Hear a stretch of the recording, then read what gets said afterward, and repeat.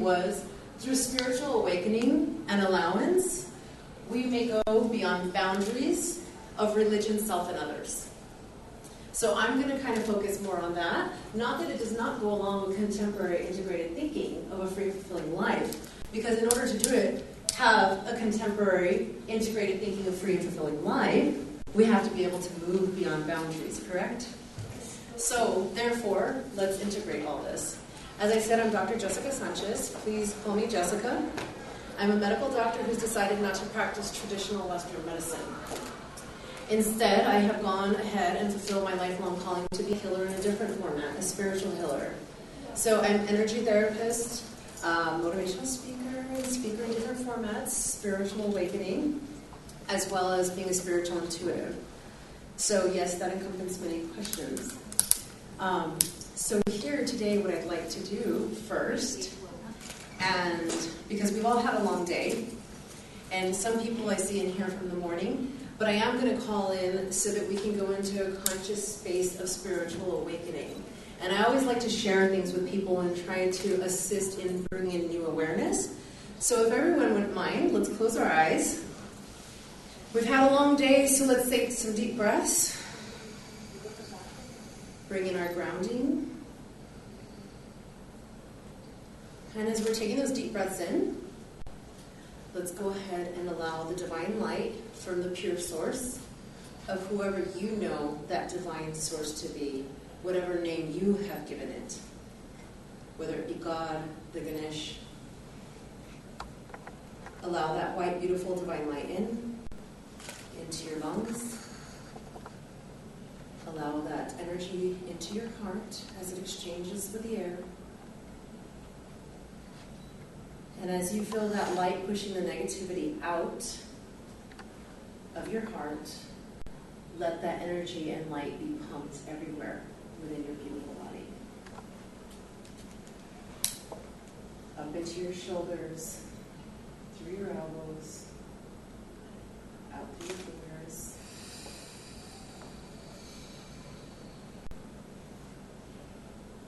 And as some of you are starting to feel that tingling in your fingers, allow yourself to realize that that truly is the energy we are all sharing, and that we all share with that divinity. Continue to take those deep breaths in, pulling in that divine light from above, from the top of your head, your crown chakra. Allow it to have our beautiful glitter. Us women love glitter. But let it be the iridescent glitter that holds all the colors of the rainbow. And as you're pushing energy out, down through your core, as you exhale, push the negativity. And somebody has a pancreas problem in here. So let that go past your pancreas. Let it continue to push out, down your hips, through your legs, through your feet.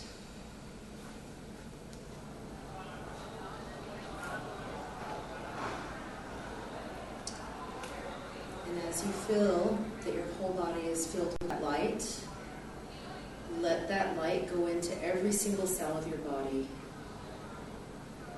Visualize the cells within each of your bodies, going to your skin, through your blood system, to every organ, every cell,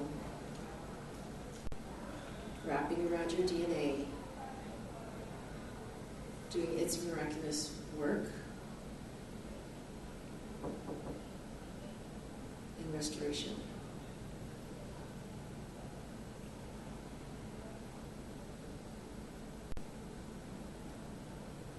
And as you're breathing in from the divine source above, and this time you exhale, you can exhale out through your tailbone or through your feet, down to Mother Earth, to the core. Inhale the energy back up as you loop around the core. Back into self.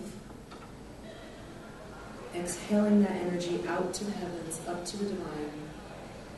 Looping that around. And as you inhale, bring that cleared and renewed energy back into yourself.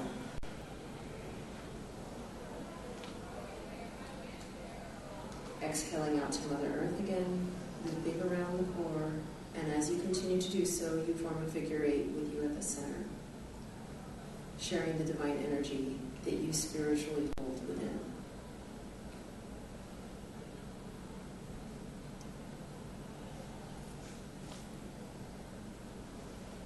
Any questions, any anxieties, this is the point in this protected, beautiful manner that you can ask and feel your response.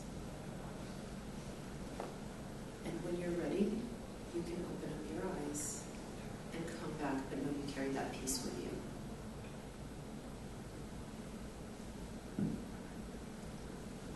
So many of you have done a form of prayer or meditation, enlightenment.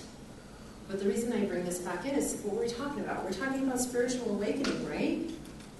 We need to be awake spiritually, emotionally, ethereally, physically, because if not, our physical bodies end up pulling in everything that we're dealing with in life.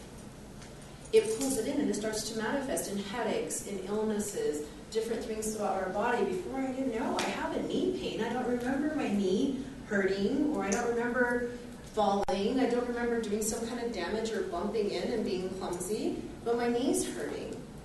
So we need to spiritually start to awaken and listen to our bodies and say, what does this message mean? What is the soul language that I am receiving? And how does it apply to this physical world and life that I'm living in? What project was I working on today that didn't go well? Did I cause this issue upon myself and suppress myself or oppress myself? Or was it somebody else? And if it was somebody else, did I allow that oppression to occur? Because sometimes it's not really other people who suppress us or oppress us, it's us who allows. So the importance of allows, and this is where allowance comes in.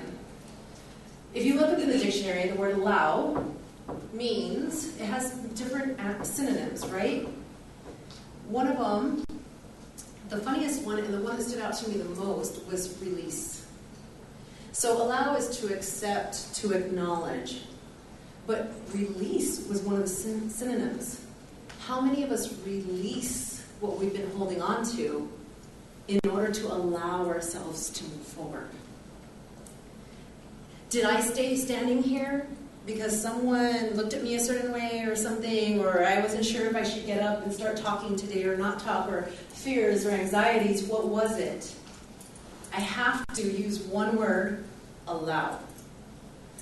I have to release. I have to acknowledge, accept, and move forward, and have the guts to stand up here and just share.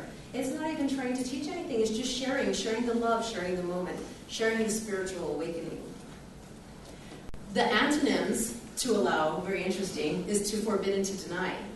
There's some other words in there, but forbid and deny. So if we don't apply the word allow, we won't have that spiritual awakening. We won't show up to work. We won't have a child. We won't do these different things because we have not activated the word allow in our life. So we have to activate the word allow within our lifestyle, within our spiritualness, in order to allow our spiritual awakening, in order to allow the energy flowing in our life, in order to allow the existence of our life in this human world to coexist with our spiritual world. Now, in saying that, what usually happens? We have these boundaries. Remember, the word boundaries is not up there. But we have to overcome boundaries. And since we don't have that much time, since they kind of join some groups together, the thing is that we want to allow ourselves to move past boundaries. Move past the boundaries of religions. Don't let religion hold you back. You can be religious and yet still allow yourself to investigate, accept, and acknowledge other faiths and the truths within them. So please do not be afraid of that. Allow yourself to open yourself up to new thoughts, new ideas. Go beyond boundaries of religion, self, and others. Go beyond myself. I can be my biggest person who sabotages myself. I had to go beyond myself to even be here today. And others. What does your family think of you? What are the things that tie you down? What are the things that hold you? I had to be able to go past what my family would think about what I'm doing or not doing. You're not a doctor, you're not practicing medicine, and that's what you devoted so many years of your life to do. Those are their fears, their anxieties. So I have to allow myself to move past boundaries of religion, self, and others. So I hope everyone else will be inspired to do so. And I'm going to ask my friend Tiffany, because I didn't have anyone else speaking on this subject, so I asked my lovely friend Tiffany to please share as well, because we're not here just to talk ourselves, we're here to try to ask others to share with us. Hello, good afternoon, ladies. Thank you so much, Dr. Jessica Sanchez. Thank you, lovely ladies, for taking the time to come in. We have a very brief amount of time, but I want to make a very strong statement. Again, my name is Tiffany Rochelle.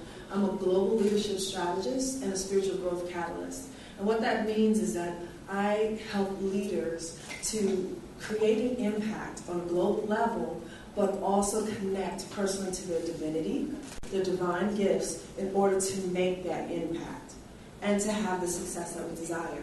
So success, of course, looks different in different ways, and we'll be having a lot of conversations about that later. But in spiritual awakening, there's something that we must understand as women. There has been a shift cosmically. There has been a shift spiritually. The energy has shifted from the masculine to the feminine. Why? Because it's time that we as women are called forward to, one, heal the planet, heal our families, heal our universe. And that sounds like a big, heavy responsibility, and it is, in a way, but it's not so much, it's not too much that we can't take it. It's not too much that we can't do it. But the first step to understanding this awakening is to accept that we all have our own individual, unique gift, communication, and path. There's gurus, there's masters, there's lamas, there's dalis, there's all of these things that will tell us, hey, you should walk this way because this is the way we walk. You should talk this way because this is the way we talk. And what women must come to a firm knowledge of is self.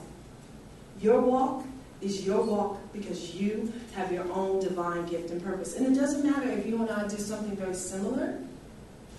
You still have to hear your own divine guidance. So one of the things that I do is I work with people who have spiritual gifts. A lot of times we have religious backgrounds, we have cultural backgrounds, we have societal backgrounds, we have gender backgrounds that tell us we are not greater than what someone else said we are. We have things that tell us we're not allowed to commune with God. We're not allowed to commune with nature. I'm here to tell you that's a falsity. That is a falsehood. And once we establish that, no, I can talk to God because God is in me. However it is described. Universe, Allah, Ganesh, energy source, however you hear. I use the example of how many of us have children in the room? Oh, right? Children? You have children, right? Yeah. How many of us have nieces and nephews?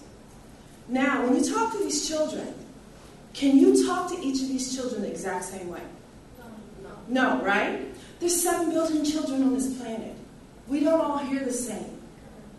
And so we must learn to hear how we're being spoken to in our divine right. And when we accept our personal divinity and are unafraid to connect with it, unafraid to connect with our greatness, courageously accept that your purpose, our purpose, each of us is enough, has enough, and can do enough, then we can change. We can collaborate without jealousy. We can collaborate without fear. We can move forward without wondering, can this happen? And we can manifest magic. And this comes with awakening to that inner voice.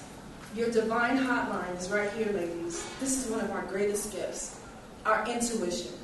That many times we've been told, oh, that doesn't matter. And we don't listen to it because we're taught to be polite and we're taught to be nice and not to speak up. Speak up. Listen up and speak up. Your divine hotline is calling you because this is the time that you are being called for to take on the changing of the world. And together, we can do this. You're not alone. Awakening is different for everybody. So if her awakening looks different, you're like, I don't know, should I copy off her test paper? Should I do it like her? No, try out different ways. Sometimes I sit outside and I manifest to the moon. Sometimes I go to the beach and that's my church. Be willing to explore the way that your divine source speaks to you, and then act on what you are being told. Because it is yours alone, it's your unique gift, you deserve it, own it. And by doing that, we can conquer the world. So I think that's my time.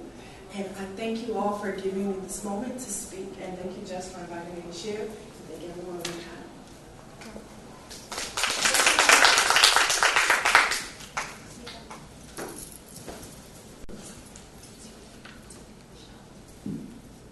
Hi everyone, my name is Smita, Joshi. Number of things that I do, and probably the most relevant to this conversation is the fact that I'm an author of a trilogy called Karma and Diamonds, and it is a journey of self-discovery across continents and lifetimes. And actually what it's really about is exactly what Tiffany's been talking about, which is connecting to the source within, however you might like to call it. Well, I want to share with you the analogy of what I call it and why I call it this. And it is the inner diamond. I call it the inner diamond, and here's why. A diamond is something that takes millions and millions of years to come into formation underground, right? Does anybody know what a diamond actually is? Pure carbon, right? We know this, right? Pure carbon. It's pure carbon. But the difference between carbon, as in coal, and diamond is that a diamond is something that is carbon that has performed well under pressure over time. It's just purely that. Diamond is nothing more than carbon that's performed well under pressure over time. And how much better an analogy could there be for us as human beings? Who we are is exactly that. So how well we perform under pressure over time determines how much of our essence, our diamond essence, is, we get to experience of our own self. So imagine, why is my trilogy called Karma and Diamonds? Because a diamond is something that's buried underground and is covered with all kinds of sand, silk, mud, and all manner of stuff that we need to excavate in order to, or clear away. And what is karma if not the things of our past, the accumulation of our past, conditioning, and in the Indian context we talk about sanskars, which are and vasanas, and these are things which have, these are habits or ways or habitual ways of thinking or beliefs that we have accumulated over a period of time and possibly even lifetimes. So once we begin to really start to clear those things away and start to distinguish what these are and how they become an aspect of who we are, as in like how are you different from the lady next to you, is given by the filters, the perception that we have of life. And our perception is given by exactly the past that we've had. It's shaped by certain things that we've experienced in our past. So in order to get to that diamond, once we get the diamond, it then needs to be cleared away of all the sand and silt and so on, and then be polished. In polished to the extent where it becomes a pure receptor and refractor of light.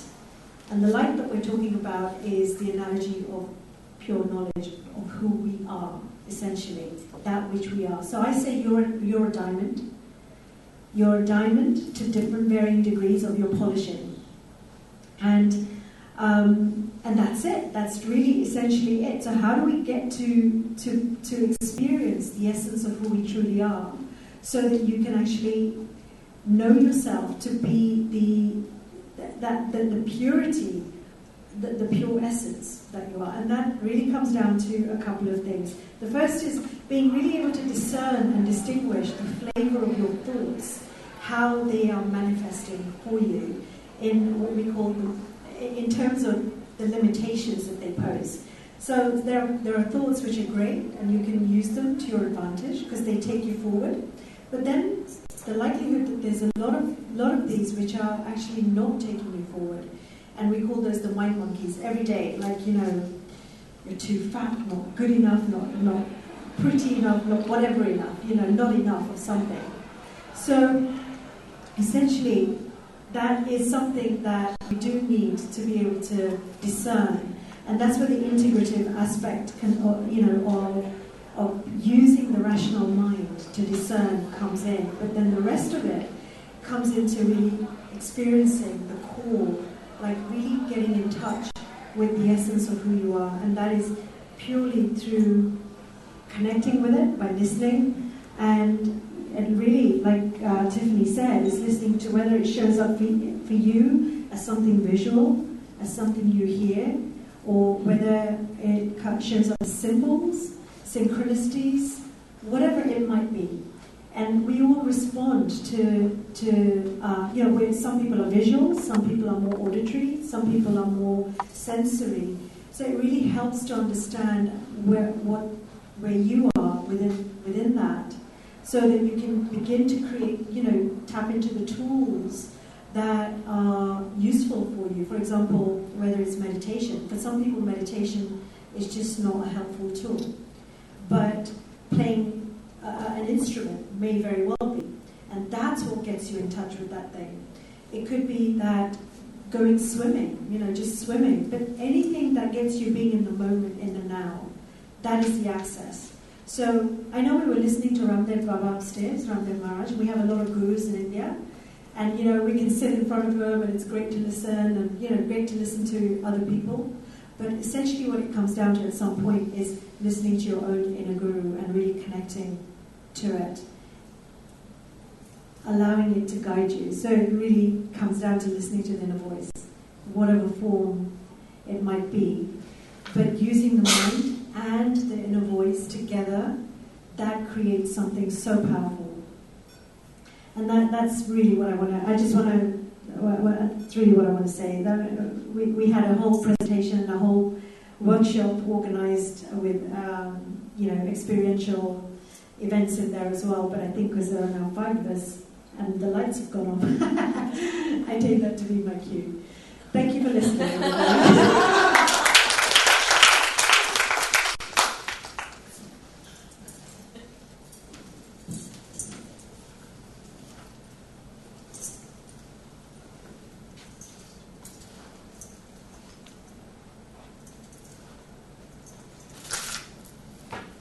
So how many of you guys have ever felt like you've been trapped?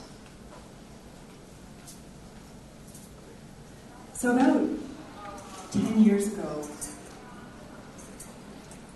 it was about 3 o'clock in the morning, and my mom comes running into our room, my bedroom, and she says to me, she's like, wake up, get out.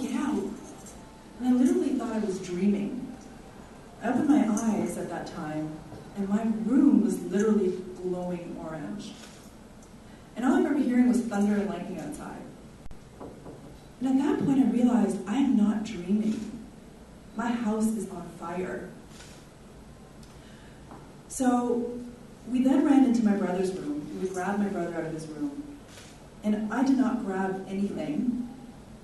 And we all just ran down the stairs. And we were trying to figure out how to get her out of our house.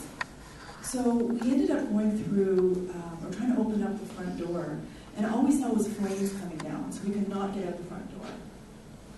Then we tried to get out the back door. Same thing, flames coming down, we could not get out the back door.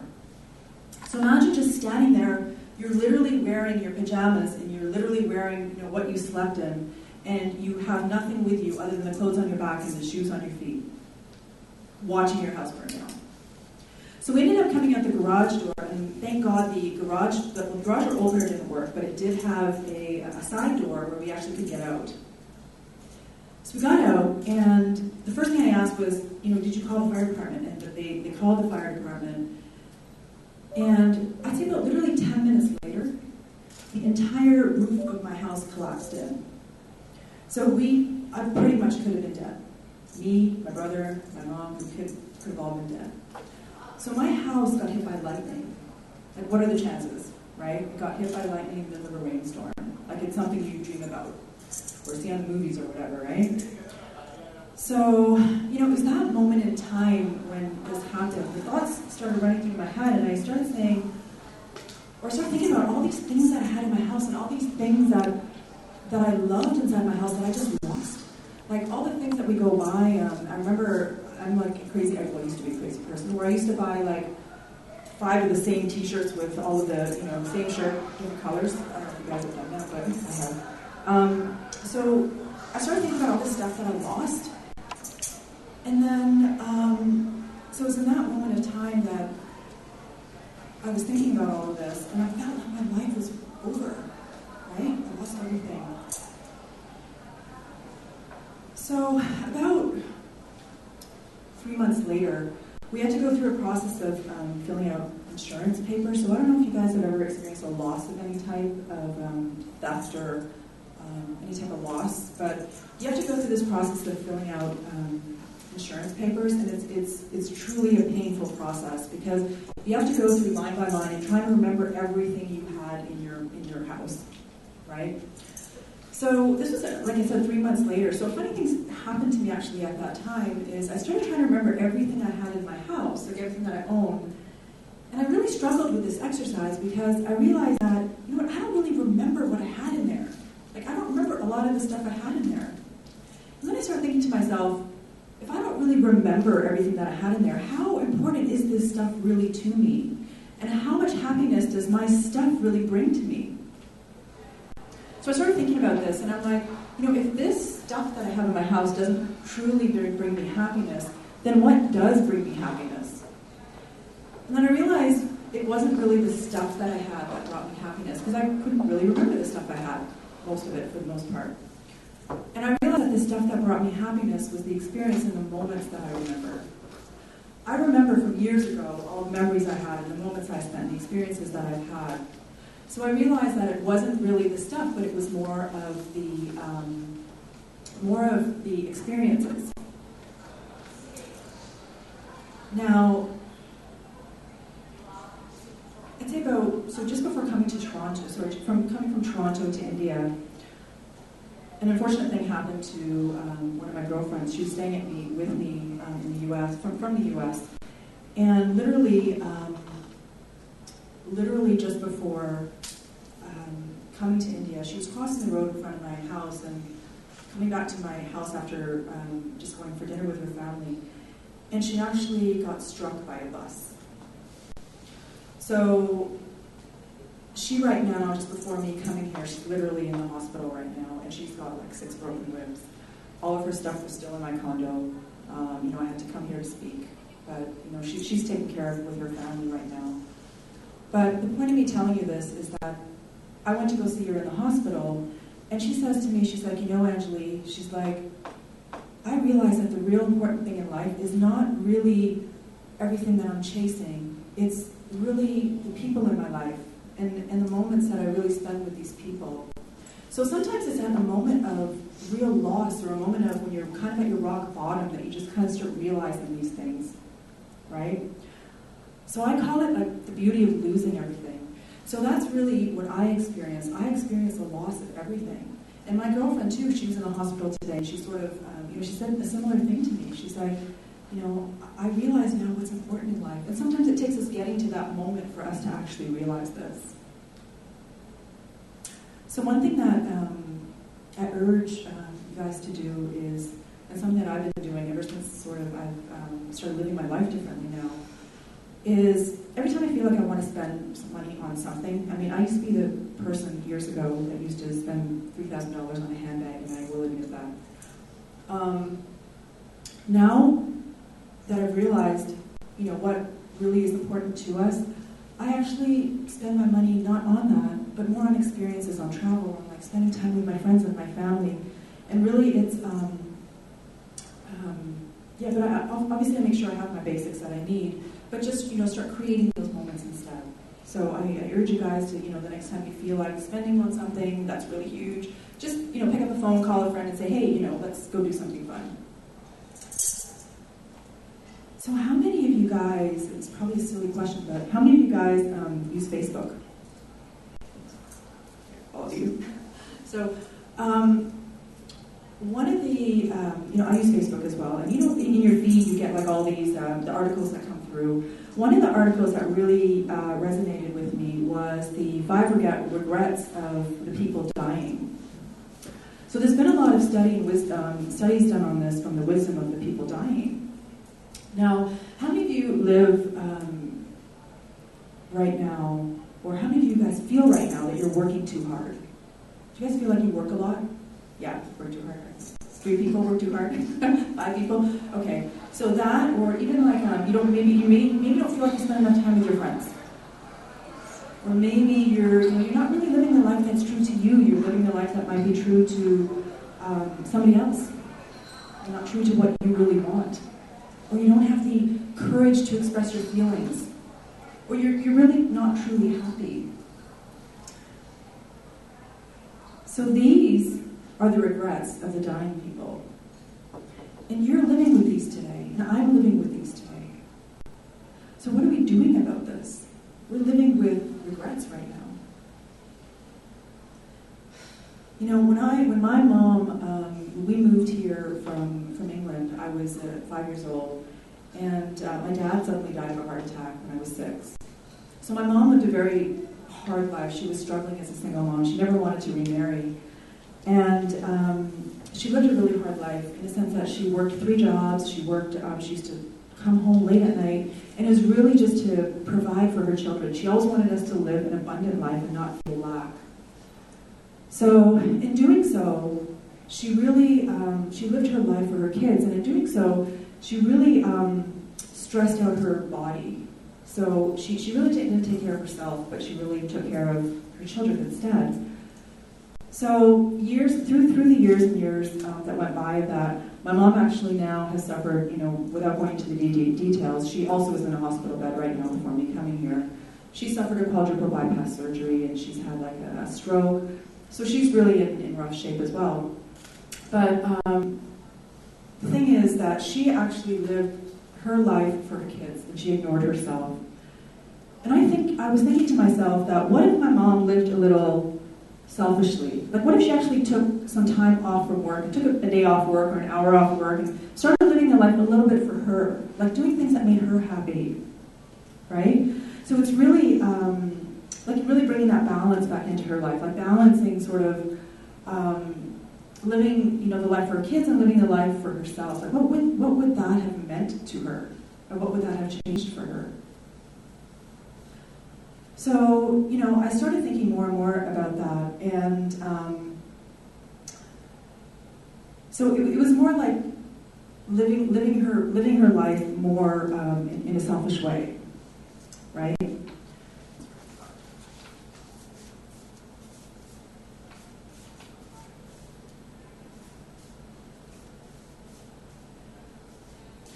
So it's really about bringing balance to living with, doing something for her, and also taking care of her kids. So my mom, just like you guys are living with regrets, I'm living with regrets. My mom is also living with regrets. Before I came here, she confided in me, and she said, Anjli, I'm not happy right now. I live my life not happy. So she knows herself that she's living with regrets, right?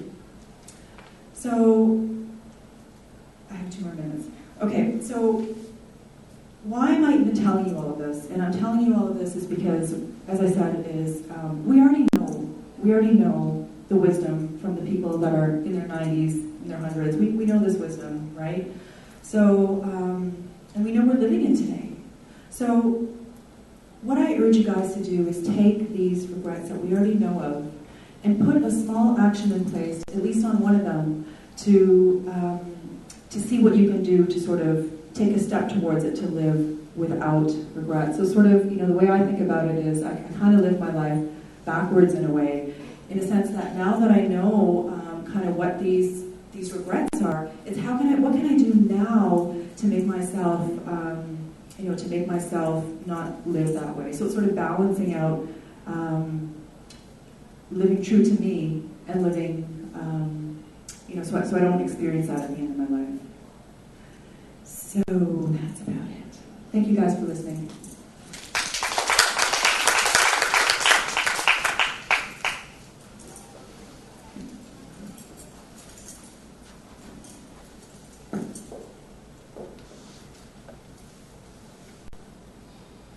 What are you doing? I'm in an ambulance. What? Why? You're very ill. Your liver's gone into failure, your kidneys have packed up, you're a very sick young woman. Well, I'll take the young. I'm not joking. 5 days later, I woke up. My husband tells me I wasn't unconscious. I'd just gone down into self-preservation. The lights were still on, but nobody was at home, as we like to say in England. Some would say they perhaps still are. My point being, to that point in my life, I was 52 years old, 26th of September 2012. In England, our Queen has 2 birthdays. I now have 2 birthdays. I will be 5 in September. Because on the 26th of September 2012, at 9:30 in the morning, my doctor admitted me to hospital, and I had already drunk 1 full bottle of 14% Chardonnay wine. When I woke up 5 days later, I smelled coffee, the coffee, as it were, for the first time. And I'm happy to report that I'm clean, I'm sober, healthier and happier than I've ever been in my entire life so far. I intend to be even more happy before I do finally accept the gracious offer that I declined in 2012 and move on upstairs. In the 5 years since, I have combined my own mental health history, which is what led me to that point, with my professional background in education, in mental health. The irony is not lost. And it almost inevitably led to me being stood before you here today, which is to say, up until 26th of September 2012, I lived the life that someone else had mapped out for me. And I did so because I failed to take responsibility for the choices that I made in my life up to that point. I lived that ego-driven lifestyle. I was a people pleaser. I would say yes when no was infinitely not only preferable but more sensible. I would work longer, harder than anybody else, never ever reaching the holy grail of either a successful career or the even more elusive holy grail of a successful work-life balance. And I buckled under the pressure that I allowed myself to feel, because I had no clue, inclination, or even acceptance of the fact that there was an alternative. I was running on a treadmill that I didn't know how to stop. Fortunately, for me, my doctor stopped it for me. And when I woke up 5 days later, I was told that had I not gone to my GP that day, 24 hours later I would have been dead. Now, that is what Oprah Winfrey would call a light bulb moment. I had a Guy Fawkes bonfire night experience go off in my brain like I've never had before, and I didn't know how, if or why things would change, but I did know that if I did walk out of that hospital on my own 2 feet, which incidentally I did 5 weeks later, then things would change, and for the greater good, not only for myself, but for anybody else who possibly would be finding themselves in that same situation. To live a holistic lifestyle, it had never entered my head. It wasn't on my radar, and it's something I think that, particularly in England at times, is still not for lots and lots of people. However, when we are striving daily to be bigger, better, stronger, prettier, smarter, clever enough, thinner enough than anybody else, we're setting ourselves up to fail. Failure is not a word I like to use, because without failure, we cannot possibly be successful. So I spent 15 years finding out how not to be successful. And I'm pleased to say, much like Thomas Edison, when he discovered electricity, I finally worked out the formula. And that formula was quite simple, ladies. Apart from the responsibility issue, the choices we make yesterday led us to today. The choices we make today will dictate our tomorrows. The story we tell ourselves will make that fit, whether it's in a good way or in a bad way. The point being, once we've made that choice and taken responsibility, we then have to put it into practice. And if we are truly to live a holistic lifestyle, create a holistic balance in our mind and body, then we have got to start looking after ourselves. We've got to make time in any one day to look after us. To practice self-love and self-care. Somebody said to me the other day, how selfish can you be? No. 15 years of drinking yourself almost to death when you have a husband and 3 children, and at that point 3 grandchildren, and I now have 6, 3 of them I would never have met. That was selfish, because addiction is a selfish issue. You don't realise it at the time because your mental health, ill health doesn't allow you. Now, I'm not selfish. I'm self-accepting, I'm self-aware, and I love myself. And I'm proud of the person that I've become on the back of the journey that I had. And if I'd not had that journey, I wouldn't be stood here. I would probably still be in a corner somewhere, if alive at all. To practice self-love and look after ourselves is the greatest gift that we can give ourselves. To be born, when we're born with the birthright to be loved and loved unconditionally. When we fail to do that for ourselves, we fall down an abyss, which if we're lucky, we get out of. I was very lucky. I now know the difference between right and wrong when it comes to my lifestyle. Don't get me wrong, there is nothing worse than a reformed fatty, a reformed drunk, a reformed drug addict who will stand here and tell you what not to do. No, that's not what I'm about. I'm here to say to you, whatever your lifestyle choices are, wherever you are in your life at this moment in time, and if you're happy, that's absolutely fine. Because that would indicate that you are accepting of yourself and you love yourself for what you are. If you don't, if you live life from a fear-based angle, one way you are striving never to be rejected, always people-pleasing and so on, then things may possibly, for you, be time for a change. When we are living our life from an ego-driven style, we're not taking care of ourselves. When we live our lives from a holistic mind point, we have accepted the fact that the 5 major components which serve to make us whole, incidentally, are emotional, physical, spiritual, mental and physical needs. They are all interdependent parts of a whole self, all of which we are. When we look after those 5 parts separately, yet fail to join them together, we are still not truly being holistically kind to ourselves. When we're not holistically kind to ourselves, if we're not aware of that fact, we're going to get into a whole load of trouble. Yeah? It's not practical to think that you can be everything to not only yourself, but to your husband, to your children, to your grandchildren, to your boss, to your neighbour, to your auntie, to your granny. Hello! There are 24 hours in any one day. Every single person in this room has 86,400 seconds in any one day, and not one of those seconds can we carry forward to the next day or the next life. This is a one-time rehearsal. Life is short. We are all born. We all die. It's what we do in between that makes a difference. Okay? For 15 years, I allowed myself to be defined by my victim story, because it was a story that fit my situation, because it meant I didn't have to stop drinking. 2012 was the first sober New Year's Eve I had since I was 16. I was 52.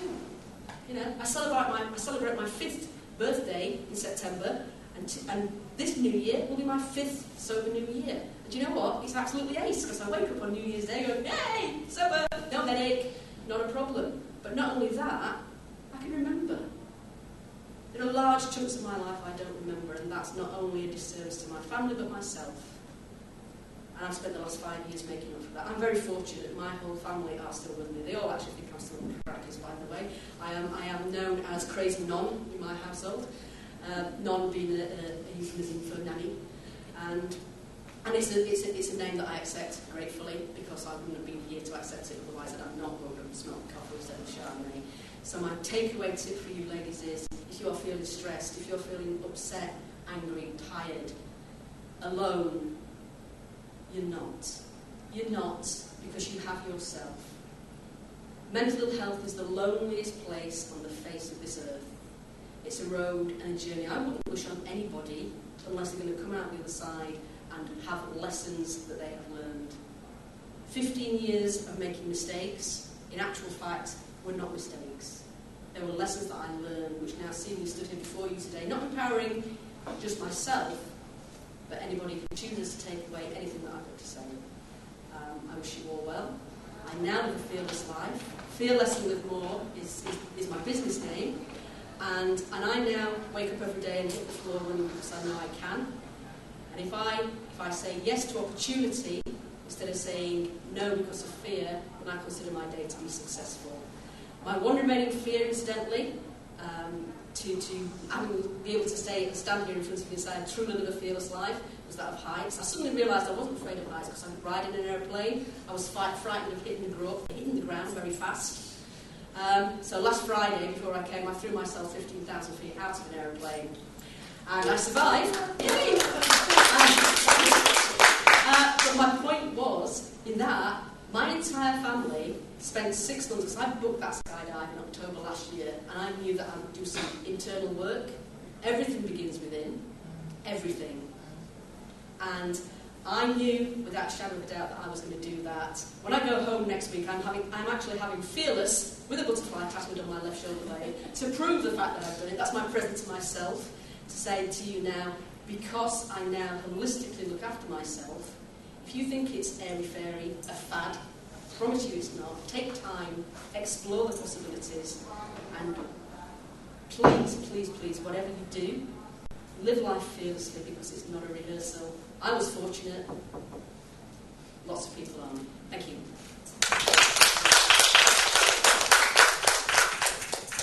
Are there any questions or comments for anyone before we all walk out? Actually, I have one from you. Oh. Okay, so you spoke about spiritual awakening and how it can let us know about ourselves. Please use your mic. Yeah. So you spoke about spiritual awakening and how we can get to know ourselves from within. I just wanted to know your views about how you could, correlate spiritual awakening with the dreams that we get when we sleep at night. It's a great question.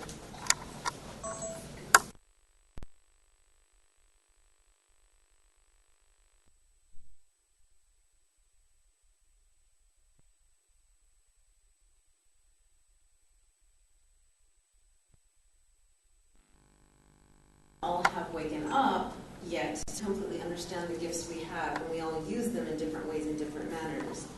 Dreams is a gift. So our dreams are gifts to share with us.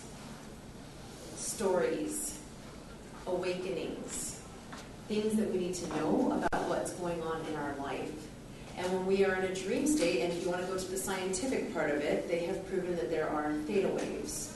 But someone who might be a little bit more awakened, or like, I'm a spiritual intuitive, medium, psychic, clairvoyant, clairaudient, and that's space spiritual intuitive because why put so many boxes? We live in so many boxes. Let's just like leave it general and let it be what it needs to be, divinely.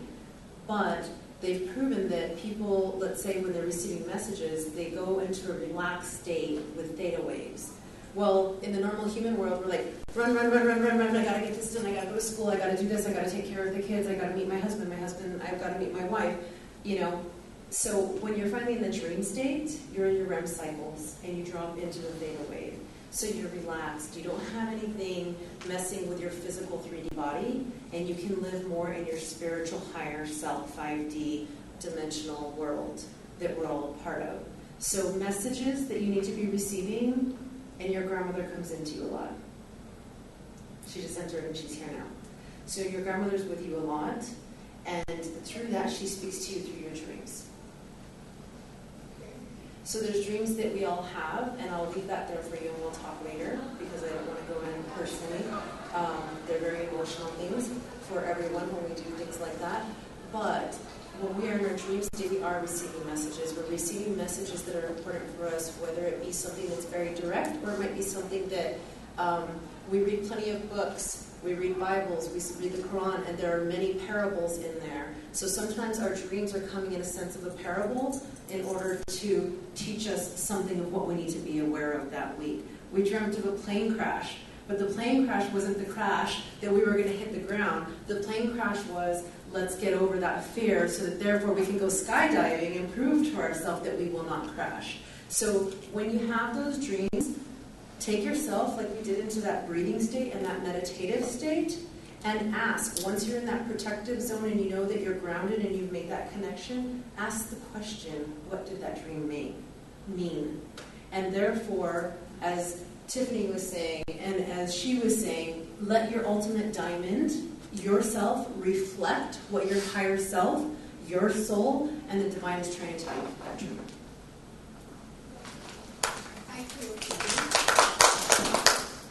Thank you for a lovely session and sharing your experiences and your thoughts. And we can probably have a group picture now.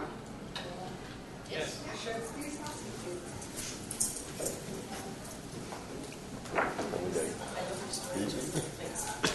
पहले 2 metre में हम पढ़ने देने group में मेरे phone से picture लेना कोई जाए मेरे में एक भी नहीं लिए रुक जा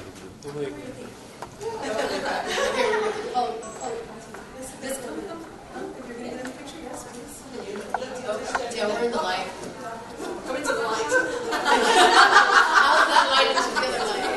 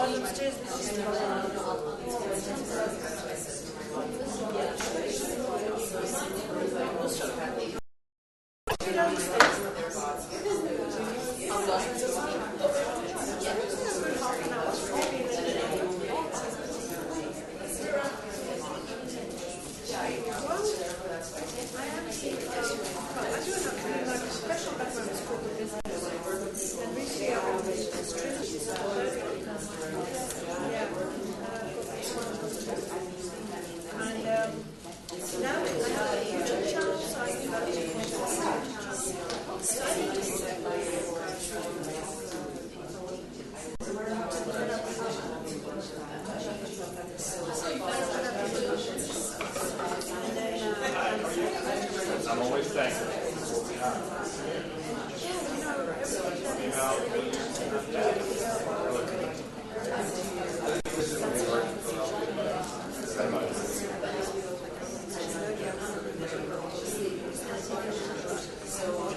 But I should get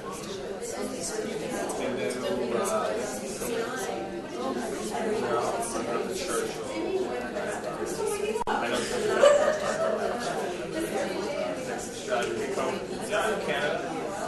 Well, actually, we're completely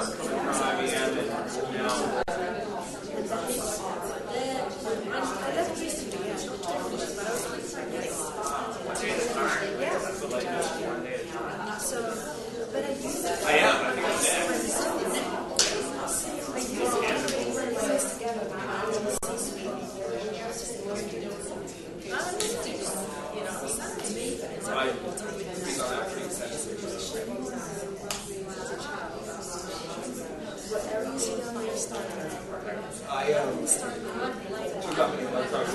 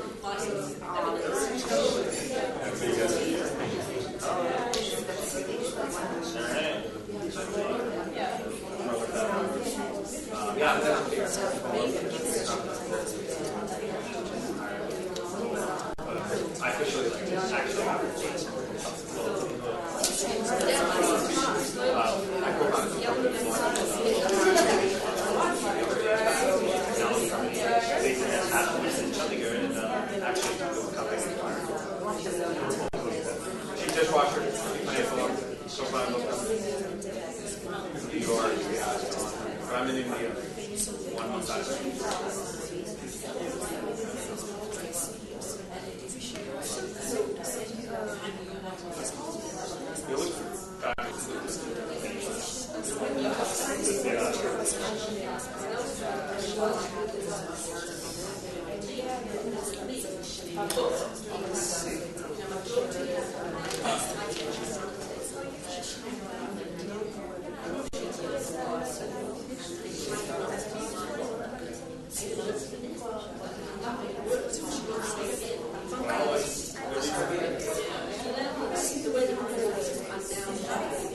am. I think we're trying to get that.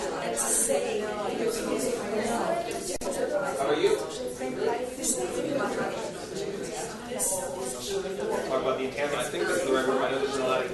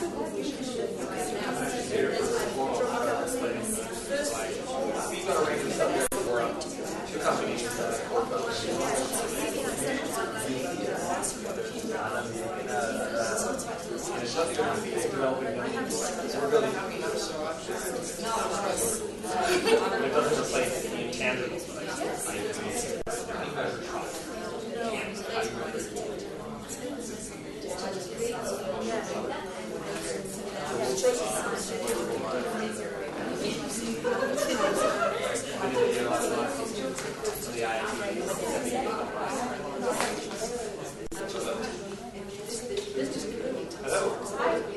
Smita, nice to meet you. I'm always.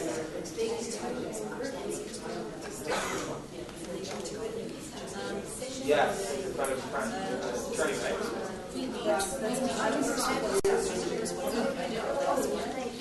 Send me a message.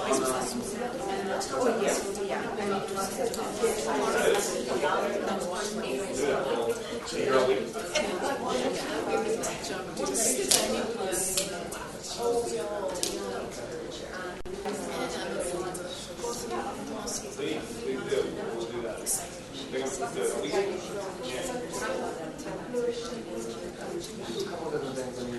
That's one of the companies that are in the Google technology specifically works with other agencies in America and Europe. A lot of work on it. Haven't changed. Can you hear me?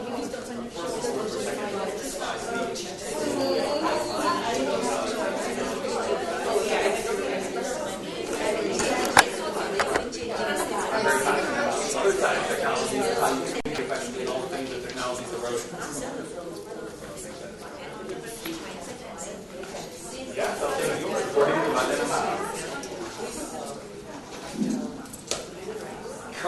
Like, I'm just a little rickshaw driver trying to get ahead, you know. Yes, I am. I'm present. Yeah.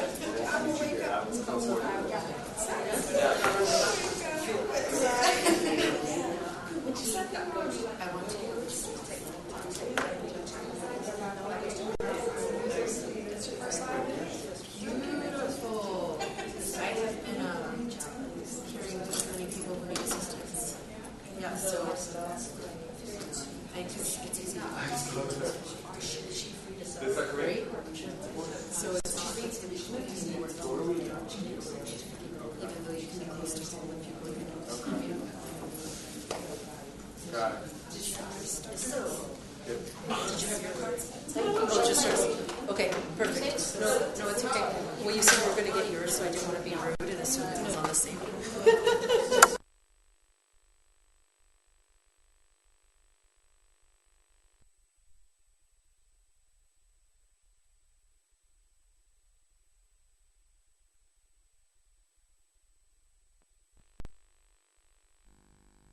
I want to man or woman who doesn't read good books with no advantage. I'm sorry. Oh, bless you. Thank you.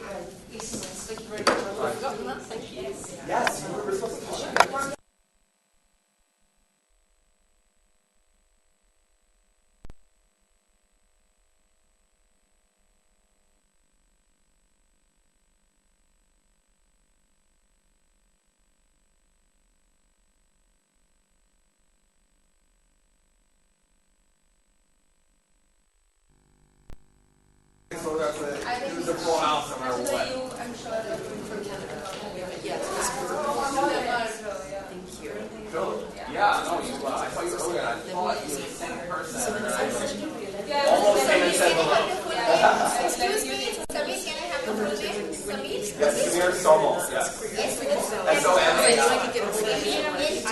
S-O-M-A-L. But you said, let me get my cookies. So how to utilize what we have already and understand how to operate it. Okay, absolutely.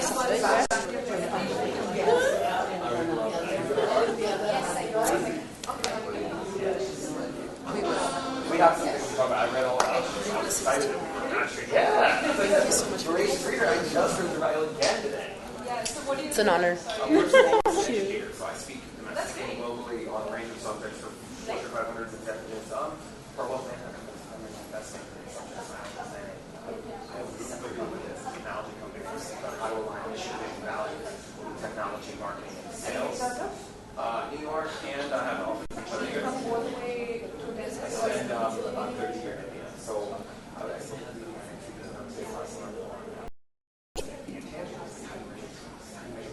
how do you network effectively? Communication is so fundamental. Yeah. So these are all subjects that I know resonate with you. I know, and I'm going to almost talk about the work-life balance. How it's almost like definitely, you go first. Absolutely. So, because I wasn't sure what your how you perceive.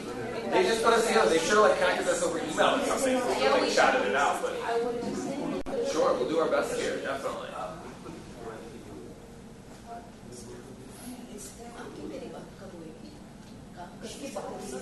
This is the last session. Yeah. It is, right?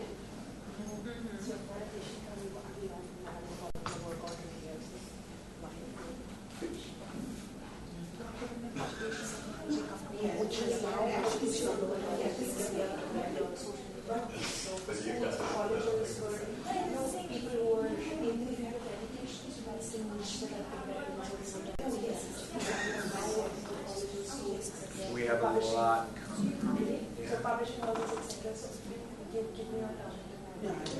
Look, we can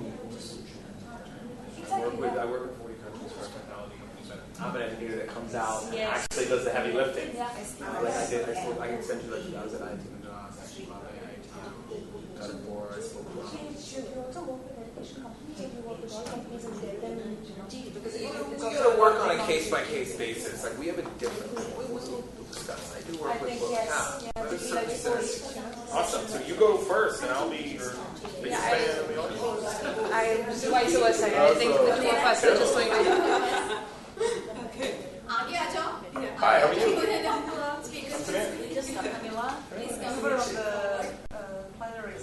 Yes. How did I do? Pretty good. What I had to say wasn't a complete failure, Mr. Lincoln. Otherwise, you would be like, never seen you before. So it's lovely. I live at the airport, but what about you?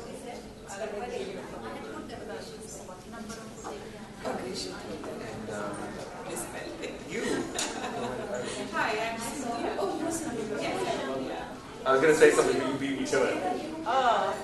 You're going to be a doctor. Yeah, see, I listen too. Like, go figure, a guy who listens. Yeah, I listened to your book.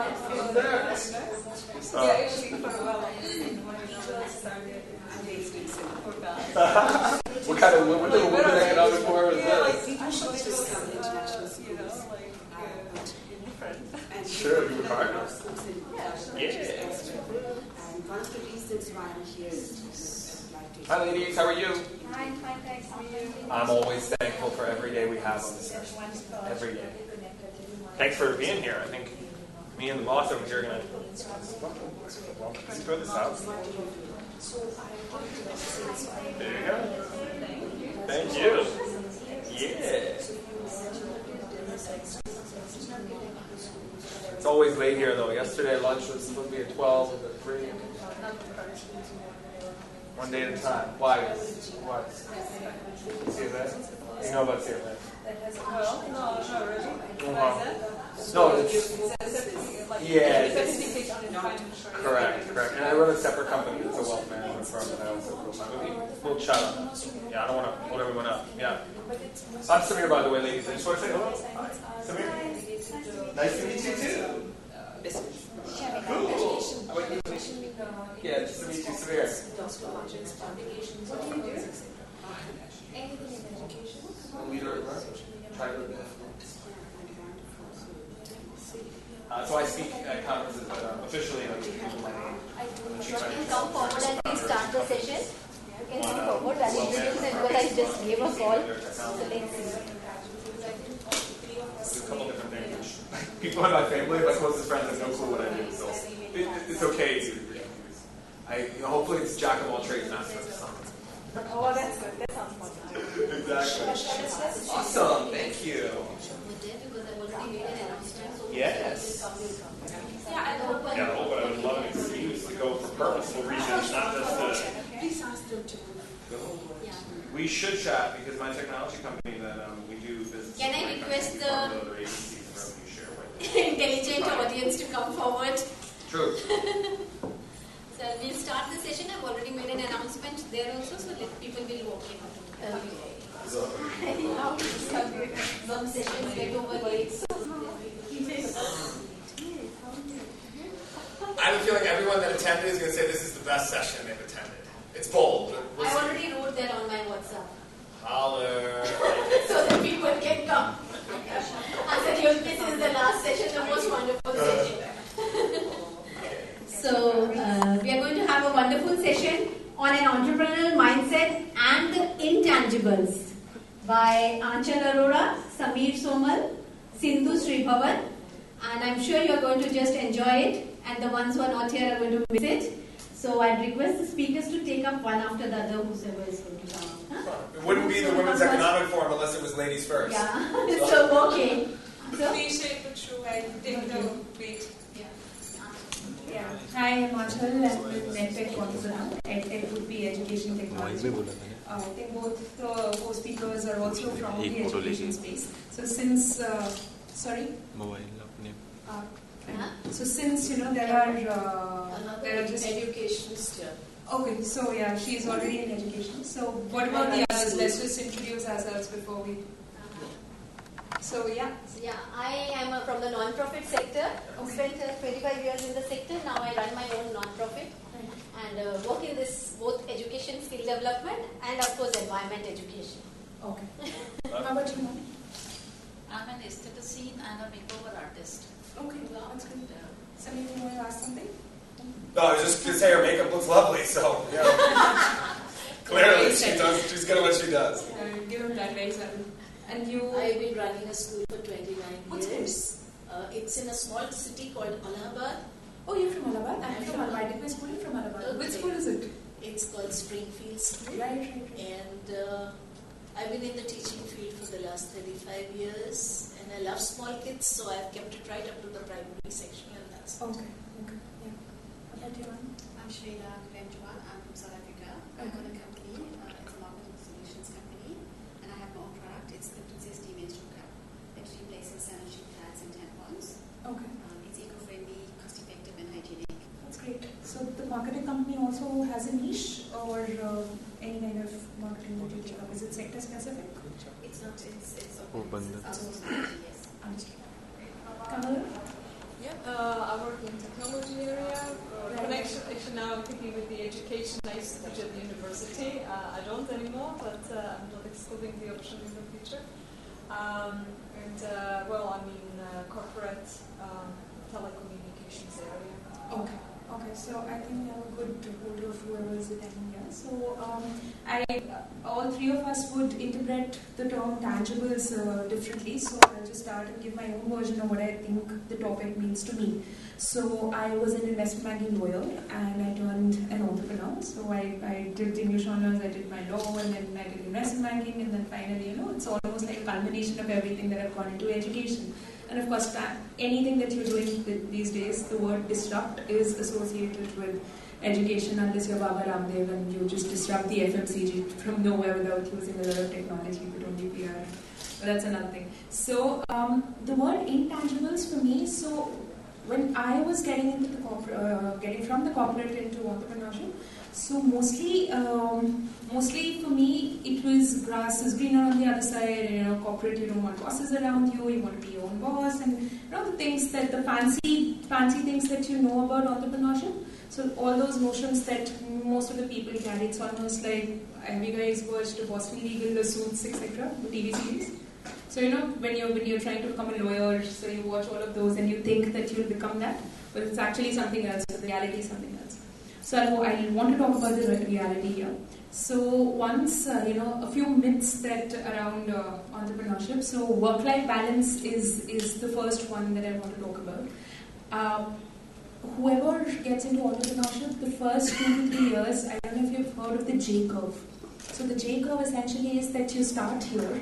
You have to be very impatient to start, okay? And you need to have a lot of passion while you're starting, but once you get into it, you have to be very patient. So the major problem with entrepreneurship, with all the millennials getting into entrepreneurship and startups, etc., the biggest problem is that the gap between the conception of an idea to its monetization is very, very little in their brains, but it actually takes a lot of time. So if you're conceiving an idea today, monetization, wherein your bottom line is not just, you're not just breaking even, and monetization in the proper sense of the term takes a lot of time. So that is, one myth. The second myth, as I was saying, is of course work-life balance. So that J curve, once you get into it, you have to be very, very, very, very, very patient. You'll go through a lot of ups and downs, crests and troughs, and then, once you get a hold of things. So all of these things, while I was outside the entrepreneurship circle, all of these things would sound very mundane to me, all these time management books and all of these, management, self-help books, etc. So it did not make a lot of sense, and I could never understand why people are reading all of these books, because it is so much common sense. It's out there. Of course, you have to be patient. But once you get into it is when you realize that all of these things at every point of time is so true, and you lean into a community of books, self-help books, so like-minded people, entrepreneurs, etc., to learn how the curve actually is for almost everybody. Very, very few exceptions in that area. So that curve is one thing that I'm now struggling with and learning. So these two, I think they're established now, but I'm pretty raw into it. So I'm sharing whatever I've been feeling, and I've been going through all of these SLP, startup leadership programs, been speaking there, been interacting with people there. So these are observations that are constant throughout. Another myth that, when it comes to recruitment and the intangibles, if I'm talking about apart from the work-life balance, people who come to us and who want to work in a startup, they think that FIFA, football, and all of these things and pizzas are what startups are made about, or what entrepreneurship is about. It's very jazzy. It's almost like investment banking from Zindagi Na Milegi Dobara. I don't know how many have watched that movie, or maybe Wolf of Wall Street, whatever. It's not. It's extremely stressful, and that's an understatement. Every morning that you wake up, I don't know how many have experienced this, almost in the beginning, the first 2 years, every morning that you wake up, you feel, there's this sunken feeling that you get about funding, about, how are you going to market, what if, your funds just, all of those things, your team, your pricing, your target market, there's like so much day in, day out that's on your head. Every word that you say, every action of yours has a waterfall effect, has a ripple effect on your team, on yourself. You have to be very, very cognizant of all of these things, and suddenly they try to weigh you down. So the previous session that we had was on spiritual awakening, so a lot of things that we can carry. So all of these things, again, I'm still an agnostic, I'm not a theist, but spirituality, of course, is different from being religious. So that spirituality, yoga, all of these things, meditation, which almost sounded, I didn't hold it in very high regard. But now, once you get into entrepreneurships, all these intangibles, apart from money, whatever, all things really count, and all these things start helping you. So it's almost a community that I had to build around these intangibles. So this is mostly, that is it, that, as far as the work-life balance and intangibles is how I perceive it. I would talk a couple of minutes more about how my experience has been around sales, etc. in the education sector, since we have 2-3 people, both of them are also dealing in education. education in India. So B2B sales in India, it's kind of, it depends on various cultures, it depends on how developed or underdeveloped the country is. So in India, the problem, and I don't know, she would probably comment in this, the problem mostly has been that teachers don't adapt very quickly to technology, as Kamala also mentioned. We need to bring in more, females into that arena. So that is there, and then you have a lot of steps. So you approach a teacher to sell your product in, a technology product in education. Then you have to go to the principal, and the principal says there's nothing in my hands because the principal director being the same is very rare. Then you have to go to the next level. So a lot of hierarchies that are there in India. So all of these things will always take a toll, and of course there are different problems of every sector that you take up. Technology specific, could be health tech, could be clean tech, could be edu tech, could be anything. So again, it depends a lot of things in the culture and environment that you'll have to keep in mind when you're talking about entrepreneurship. So it's a very rocky road, a lot of intangibles that are not measurable that come into the picture, or something like maybe communication, trust building, all of these marketing. So a lot of intangibles that you have to keep in mind if you're running a venture.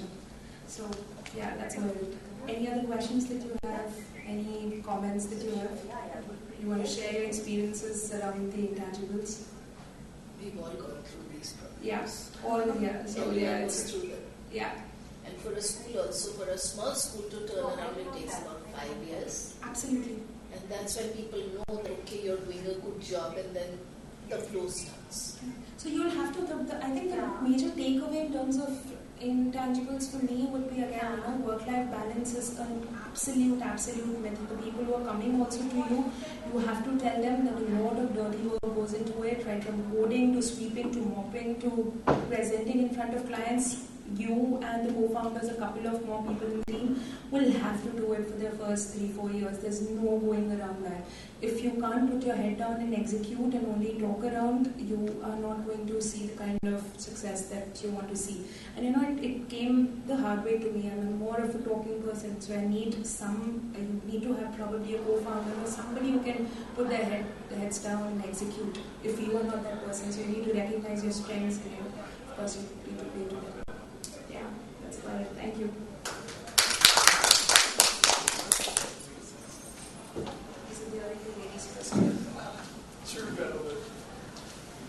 Good evening, and give her another big round of applause. She's very young, and she was courageous enough to jump into that deep sea, which we have to figure out where the good fishes are, and she's doing a great job, and congratulations for that. My name is Sindu. I am originally from India. I grew up in the southern tip of India called Kerala, but I moved to Singapore 20 years back, and I have been living in 7 different countries throughout that 20 years, but most part of that 20 years I was in Singapore. So I have got a little spoiled, but I'm still in touch with India, in touch with what's going on in the business climate in the region. So Anjli has already talked about some intangibles. What I want to talk about is some enemies of entrepreneurship. I do consult on innovation. I do speak about innovation. I write about innovation, but the niche area that I work on is education. I'm the CEO of As Many Minds, which is an education services and product company based in Singapore. Well, so I see that many entrepreneurs are here based on the introduction earlier. Can you please raise your hand if you are an entrepreneur or thinking about becoming one? Okay, almost all of us. Well, when I went into entrepreneurship, I didn't have any idea. I didn't think I was going to be an entrepreneur. I never had any intention of becoming one. And the reason I became one was because the situations made me do that.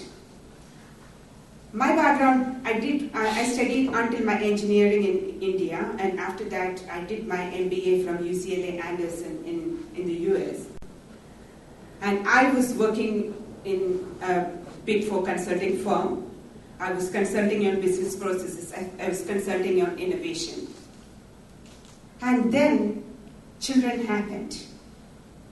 And when children happen, your mindset changes. And what changed in me that I can't even imagine I could have started thinking about education. I grew up as a very timid child. I was very shy to talk to people, or rather, I didn't find it necessary to go and make conversations with people when it's not necessary. But when you look at your children doing the same thing, you feel that, oh, this is not right. And I wanted to give them an exposure so that they can find their confidence and they can find their ability to communicate from that confidence. But you can keep telling children, but they have their own inhibitions. So what happened was Singapore is a country which is great in education, number 2 in education ranking in the world. And I went to different enrichment centers. I was trying to give them some basic life skills, like communication, confidence, creativity, collaboration, and so on. These are the 4 C's I wanted them to pick up. But if you go with a timid child, what you end up seeing is that the teachers will tell you in the enrichment center, your child is a bit shy, but he will find his voice one day. And I kept wondering, when is that one day going to come? Because there's only a limited period of formative years in my children's life. And I felt that it's not the training that helps, it's the growth mindset. Find what you are good at. Find confidence in that and go there. And it prompted me to start a platform. So we started with a magazine called The Kids Parade that gives opportunities for children to parade their creativity. 50% of its content written and illustrated by children, and the rest come from many experts all over the world, like the commander of the International Space Station, Jack Horner, one of the most famous paleontologists in the world, and so on. So slowly, because of the demand from the industry, because people started approaching us, we became a business, which I never thought we would become. Well, during the process, I realized that in every entrepreneur or every person who wants to be an entrepreneur or every person who wants to develop that innovative mindset to become someone or something in the world, they go through 4 different stages. The first stage, a lot of us are very sleepy. Sleepy in the sense that we don't observe what's going around us. And inevitably, have you come across people who say, oh, it's not going to work. No one has ever done that. Don't even go there. Have you come across such people? I call them the idea killers. Have you raise your hand if you have come across idea killers in your life. All the time. All the time. Now take a step back. Are you an idea killer? Do you kill other people's ideas? Sometimes you kill yours also. Exactly, that's my next question. Thanks for bringing that up. Do you kill your own ideas? Because that is what defines that person in that sleepy mode. If you are in that sleepy mode, you don't appreciate other people's ideas, you don't appreciate your own ideas, and you are waiting for someone else to come and solve your problems. But then, some people are not like that. They don't wait for others to come and tell you, do you know what's going on there? Did you see that? They do observe. things. But then, do you know how many thoughts passes through our mind a day? About 40,000 to 70,000 thoughts. Yeah, we are not capable of doing that at the moment. But if we can capture at least a fraction of that, or if we can try to capture at least a fraction of that, then it's great. So some people try to capture that a very minute fraction of that 70,000 thoughts in their minds, or ideas in their minds. And then they, oh, why did you do that? For example, why did she go out now? Is it because she didn't like my talk? Or whatever, that question that comes into our mind. But then it stops there. You ask a question, or you might go and ask her, oh yeah, what happened? And then she says, oh, I didn't like that talk. And then I go back. But what I could have done is I just, stay there and ask her, why didn't you like that talk? What could have I done better? And then there I'm showing that I want to be in charge of what I am doing. I want to be in charge of that. So I call it observation state. So you are in the observation state, you observe things, you try to understand it, but then you stop it. So first is sleep state, I call it the S state. Second is the O state, the observer. And being an observer is easy because you could be a complainer, a great complainer, if you are an observer. But if you want to go to the next state, it's applicable for entrepreneurs, even those established entrepreneurs, to become greater. You have to own those ideas. If you own the idea, you feel that yes, probably there is a solution for it. If you own a question, that problem that came into your mind, you feel that probably there is a solution for that. How can I solve it? Instead of waiting for someone else to come and solve that idea, do it for me. So I call it the action state. In the action state, you are actually taking action on your thoughts, your ideas. You are exploring alternate ideas. This is basically what we call the creativity state. You are not just having ideas, you're taking action on solving the problems that you have come across. And a lot of people, and famous entrepreneurs today, they are Stanford dropouts. They have dropped out from Stanford to start something. And some people just joke that if you want to create a great business empire, just get into Stanford, drop out, and your life is made. But why did they drop out? They dropped out because they owned that idea. They thought that it's my duty to solve that idea, solve that problem, come up with something. And that's a reason they dropped out, they tried on some that, and they made big progress in that.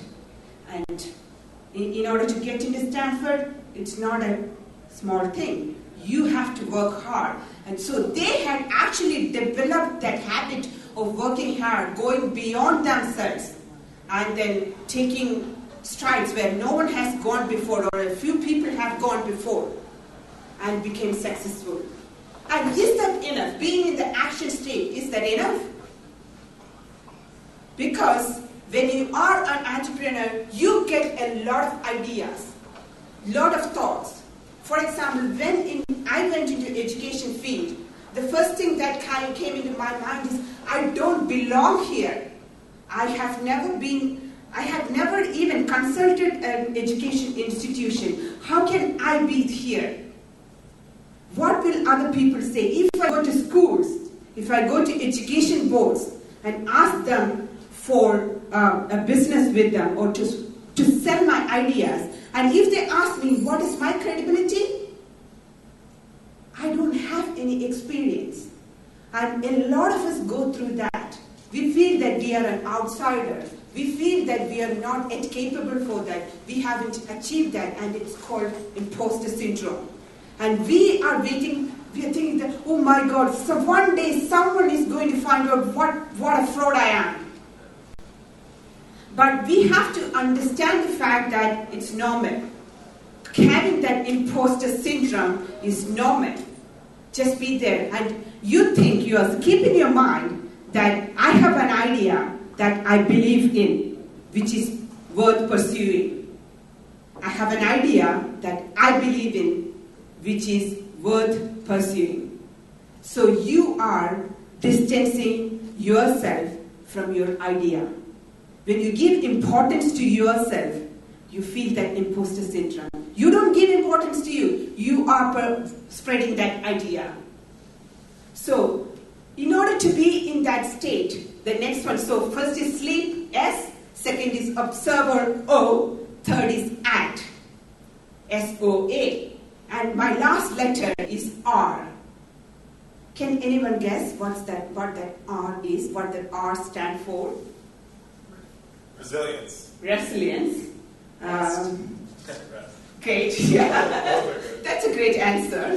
I actually put the resilience inside and growth mindset inside that action mode. I call it the routine. If you have to be, you have to come up with more and more ideas.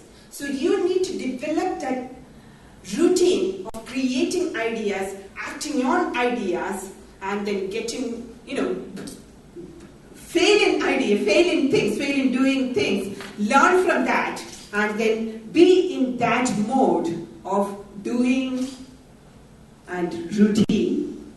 And that's where you see true entrepreneurs. If you look at Elon Musk, do you know who is Elon Musk? He is the poster boy of all, not funny. What word should I use? He is the poster boy of everything that we thought was not possible. He's into space technology. Currently he's talking about interface between human brain and technology.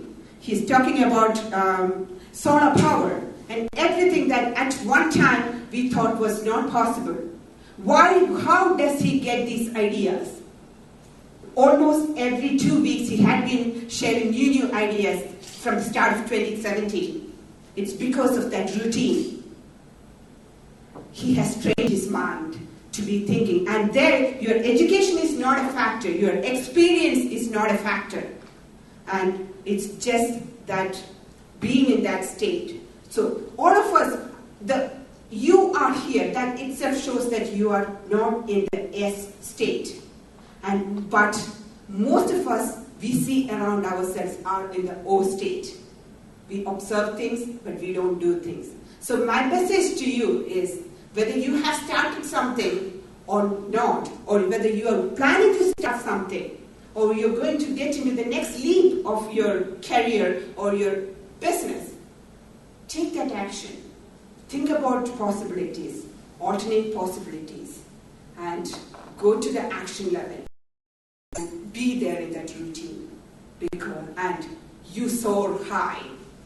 That soul, the soul mindset for entrepreneurs. Thank you so much. Do you have any questions for me? We can probably take up questions at the end. Yeah. Okay, Richard, did you have the slide? Well, that was awesome. And I thought about what you said about negative people, right? So energy is the most powerful force we have. And Einstein had a great line. He said, stay away from negative people. They have a problem for every solution. Yeah. Which I think is so true. I have a few slides here that I put together specifically for this that I think are relevant. And I think when you think about, first and foremost, an entrepreneurial mindset, I think it's about thinking like an entrepreneur.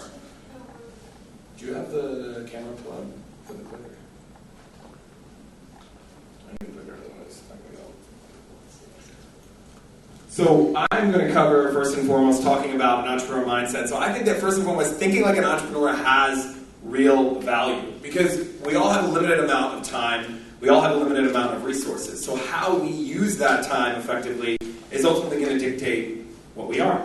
And I always believe that as an entrepreneur and as a professional, we're a function of what we invest in ourselves and we invest in other people. And we're at somewhat of a historical point when you think about technology, right? The way we communicate with our friends, our family, our clients has been completely revolutionized. So much so that technology is great and wonderful, and it's brought us close to people far away, but it's taken us far away from those who are close to us. And we're at a very key inflection point in thinking about that as entrepreneurs, but as professionals and people in general. I think that more and more of those that are successful in the corporate world are thinking like innovators. They're thinking like entrepreneurs. So I just wanted to get this clicker because I have a few slides here, and as entrepreneurs, you're always prepared for what's not going to happen. So you just plug this aside.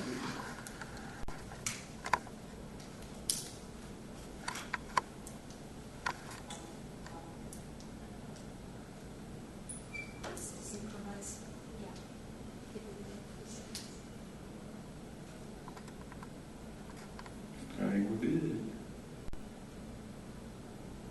So I took being an educator and someone that speaks pretty extensively on finance-related subjects, technology-related subjects, and some of the intangibles. I took some of the best content. We're going to move through it lightning quick because I want to talk for about 5 minutes, and then we can open it up. So, mission is always education. I think when you go out there and you speak to groups, it always has to be about other people, right? It's never about a company you run. It's never about a particular product. So there are trends that are important. Yes, there's 5 billion people joining the internet over the next 10, 15 years. There's 1 billion people in India joining the middle class.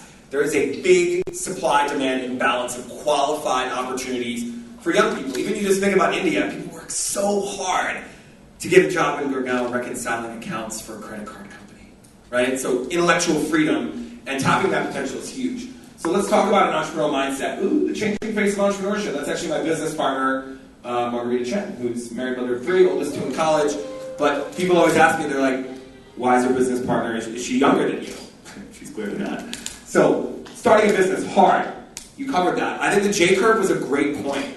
Like, entrepreneurship is about working harder than most people are capable of to live a life like most people dream of. Now let's talk about, as I said earlier, the definition of entrepreneurship. Simply shifting resources. So one of the ways that I shifted resources is television, right? So one of the funny lines is, I think it's poor people have big TVs and small libraries, and rich people have big libraries and small TVs. So I took all the time that I watched television, and I got rid of it. I have a 70-inch TV, and I don't turn it on, ever. I don't even watch the news. Well, Samir, how do you do that? You're in finance. Somebody comes up to me and says, Samir, did you hear about this in the news? I was like, oh my God, no, I didn't. Tell me, please. It's not that important. Warren Buffett talks about this. He says, if you want to win the game, focus on the game, not the scoreboard. Failure. You fail over and over and over again to succeed only once. The founder of KFC failed 1,009 times before he was successful at 65. Entrepreneurship. Such an important concept. How do you think like an entrepreneur working at a company? Right? Oftentimes entrepreneurs become entrepreneurs. I'm an example of that. Needs versus wants. I come to India pretty extensively, and everyone thinks, oh my goodness. Because when I'm in America, people are like, I'm Indian. When I'm here, I'm American. So I'm out of place either place.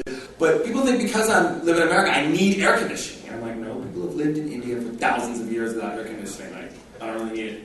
So let's talk about digital revolution. Ooh, agricultural revolution, industrial revolution, PC revolution. The digital revolution just changed everything, right? 12 years to gather the first billion users, third of the time after that. There are 5.4 billion social media accounts and only 4.3 billion email accounts. And social media was a joke, I think, yesterday, right? 5, 8, maybe it was 10 years ago. People were laughing about it. Now when you go and you meet someone, you immediately get out your phone, you connect. I love this slide.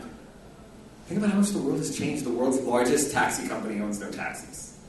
The world's largest accommodation provider owns no real estate. So the way that we approach our lives has to be different. And again, technology is great and wonderful, but I always talk about using the internet to get off the internet. So I'm one of those people that when I connect with people on LinkedIn or on social media, I find ways to have a video call. I find ways to meet them in person. And that's turned into a competitive advantage. If you just look at the largest companies from 2006 to 2016, there's only one left that's non-technology, and it's on mobile. Right? The world is changing. I love this slide. When I'm speaking to C-level executives, they make me come back to this one over and over again. The average life of the S&P 500 company, which is the 500 largest companies traded on the New York Stock Exchange, has gone from 67 years in the 1920s to 15 today. So That is a fact. And if we don't like change, we'll like irrelevance even less. Your reputation. Your online reputation is critical. Right? I think it's Eric Schmidt in his book, Digital Revolution, talks about there'll be more people managing your reputation than there will be finance and accounting professionals in the United States. You Google what do you find? So it's about digital assets. Whether you're an entrepreneur, whether you're a professional, what do you find when you're out there online? And that can work for you while you're sleeping, while you're here in this room, while you're speaking.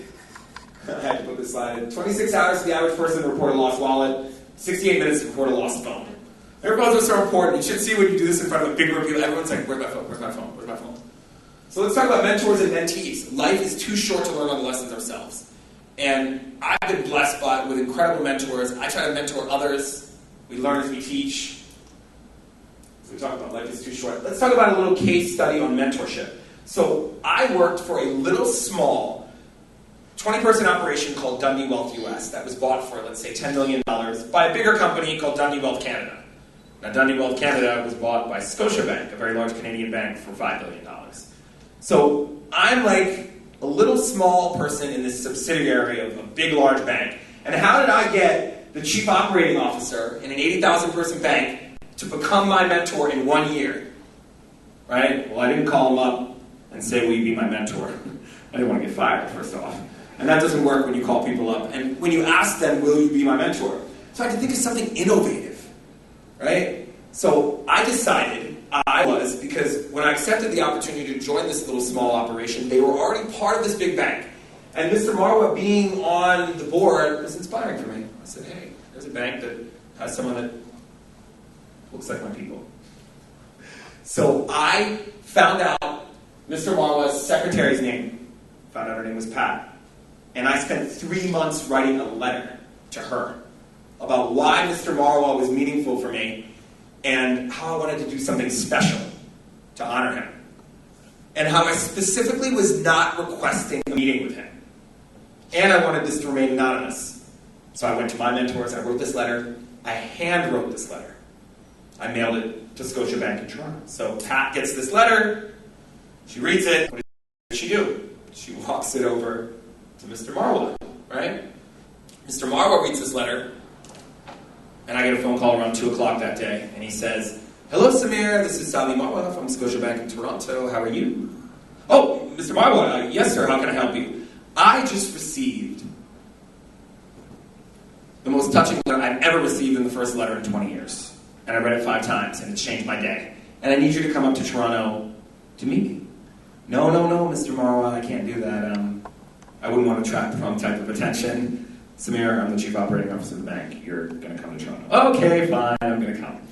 So how do you value the intangibles of having someone like Mr. Marwa, I've never asked for a favor, being able to guide me as an entrepreneur, right? How do you even measure that? Someone who worked for a bank for 40 years and has moved up the ranks in an industry that typically is somewhat homogeneous.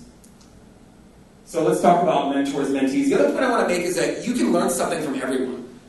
And finding mentors, and I speak about this oftentimes, it's not about gaining from a mentor. Because mentors that have been the best relationships for me, they said, Samir, you have no idea, but you've taught me more things than I've ever taught you. And I'll say, we agree to disagree. So let's keep moving. Investment knowledge always pays the best interest. Some people say it's all about who you know. I say it's about using what you know to improve who you know and using who you know to improve what you know.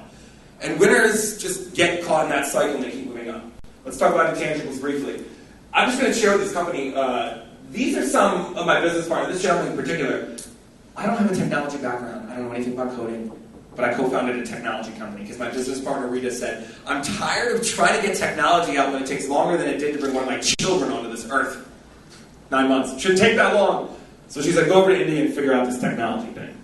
So I met with many people of character, and we ended up acquiring and merging with a company because we said we should share these resources. And I still don't know anything about technology, but I know qualitatively what businesses need. And I have a team and I have partners that work on it. So, intangible capital is all about why do businesses sell for multiples of what they're worth. It's all about relationships, human capital, strategic capital. How do you measure relationships? Like, if you think about one of your strongest relationships or colleagues or clients, like, how do you even quantify what they need? Like, you can't. But In the world of startups in India, let's say, you're focused on the numbers and getting capital and revenue and balance sheets. But it's all the other things that matter. Emotional intelligence. How many people are familiar with emotional intelligence? Lots of smart people in this room. Emotional intelligence is critical, right? Using your ears and mouth proportionally, which I mentioned earlier, which ladies are so good at and men struggle. So, let's talk about networking. Who's this gentleman? Somebody has to know that. Yes, he is an Indian politician. And I'm at a networking event with him, excuse me, in Princeton, right? So, one of the most important things in networking, right? You can always better your best. You can always go further than anything you've ever done. So, I believe that when you network, regardless of what, you should have an elevator speech. So my elevator speech when I got out of college a while ago was not, hey, I went to Georgetown University, I studied finance and accounting, I started these two companies I'm interested in. It was, I'm a principally driven human being. There are three things that define me. One, I have a relentless work ethic. I will outwork anyone, I believe. I may not be the smartest person, but I do believe in working hard. Two, I'm a lifelong learner. I believe in going to bed a little bit smarter every day than when I woke up, which is the miracle of compound interest applied to knowledge. And thirdly, I'm a big believer in diversity. We must surround ourselves with people that are smarter than us in order to learn and collaborate. We want to put men on the moon, we want to craft changes in the tax code, we want to innovate new products, we want to cure diseases. We assemble diverse groups of people. So I said nothing about what it was, where it was, and I had more job offers than any of my friends, and I turned down one of the best to take a job, maybe 1/3 of my highest offer, because I wanted to focus on the intangibles. Questions, right? Talk to a man or woman about him or herself, and they will listen to you for hours. So I always try to prepare anywhere I go. It doesn't matter how well I know the people. Like, I want to know as much as I can about people, right? Because it's going to be helpful in order to relate to them. This is from earlier. Focus on quality rather than quantity. People think when they go to an event that if you collect a bunch of business cards, it's a great thing and you are successful. In fact, I always bait people when I'm doing it, like, how many people feel really good when they collect business cards? But how many people actually have meaningful conversations? And life, and I was talking to Dr. Harbeen about this earlier. We were talking about how it's one conversation at a time. And she's like, Samir, we've never met, but we're so connected because we've had so many in-depth interactions over the course of the last year or so. Quality writing versus quantity email. So there's an organization called CFA Institute, which is for finance professionals. It's a graduate program, and I'm very involved in CFA Institute. And I actually host their talk show, right? And people are like, how did this happen? And it happened because of the intangibles. I got a call last summer from this guy, Charlie Henman, who runs it. And he's like, Samir, who are you? I said, I'm Samir. Can I help you? He's like, how come I don't know you? I'm like, what do you mean? He's like, well, I'm the head of conferences at CFA Institute. And we're having this pilot program for a talk show. And I asked 10 people internally at CFA Institute to give me 3 names. And your name came up like 8 times out of 10. And all the other people, even somebody who has a profile on TV came up 3 times. Why? I said, because I'm a nice guy and I believe in giving without remembering and receiving without forgetting. It turns out that every single one of the people that recommend me, I'd sent a handwritten note to before. Because I had built relationships at CFA Institute despite being maybe much younger than all the other candidates. Diligent, patient, purposeful follow. Nobody follows up. Obviously, that's a generalization. Most people don't follow up, right? I've been guilty of that before too, but I try to follow up, right? Entrepreneurship, as you know, is about how you spend your time. So, like 2 weeks ago, I was in Mumbai. It was Saturday night. I have friends. I had places to go. People want to see. I turned them all down to follow up. I was exhausted, and I knew that if I went out, I was probably going to get sick. And I had too much follow-up to do. Because follow-up defines us. Like, that is how the opportunity, like several of the people I met yesterday, I followed up last night, rather than jumping into a book, which I wanted to. I said, you know what, let me follow up with some of these people. And today, had even more meaningful conversations. Ooh, who are these people? Everybody knows maybe who she is. Yes. So how is Samir hosting them in the United States? It's because of the American India Foundation, actually, where I volunteer. And I visited, for instance, an elementary school with my colleague Chita, a girls' school, and we taught on the digital revolution. So it's about the intangibles. I'm not going to go through the story. Ooh, here we have a letter I wrote to somebody. Actually, that's the president of the U.S. India Business Council. And here we have that letter I wrote to Mr. Marwa's assistant, Pat, before I hand wrote it. Right? Like one of the lines I put, simply put, we admire Mr. Marwa as a human being and have a profound respect for what he stands for, both personally and professionally speaking. His leadership and stewardship at one of the most prominent global financial institutions is exemplary, while his commitment to fostering a culture that rewards integrity, diligence, and performance is unparalleled. We can only hope that one day we too will be afforded the opportunity to make a lasting impact on the lives of so many people. So you can see that writing that took time, but it was intangible what it was able to do for my life. People send me notes. Here's the head of CFA Institute sent me a note, I guess that was 2 years ago, when I congratulated him. And we since had a correspondence, and I sat on a round table with the Reserve Bank of India and some other folks that also opened up other doors, all because I took the time to follow up and say what you mean when you say.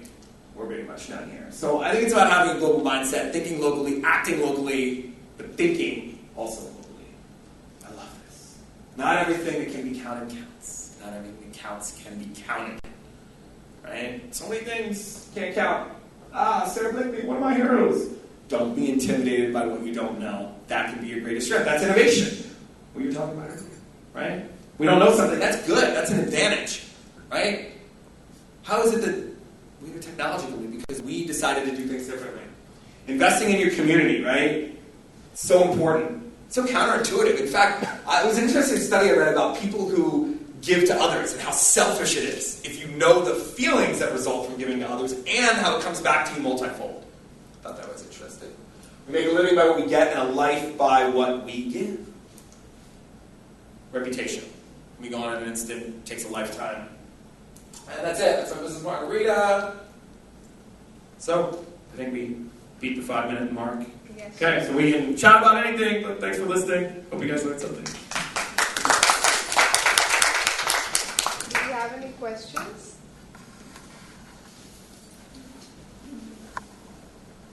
Well, I have one. Yes. So earlier, ma'am, you spoke about entrepreneurship and the different stages.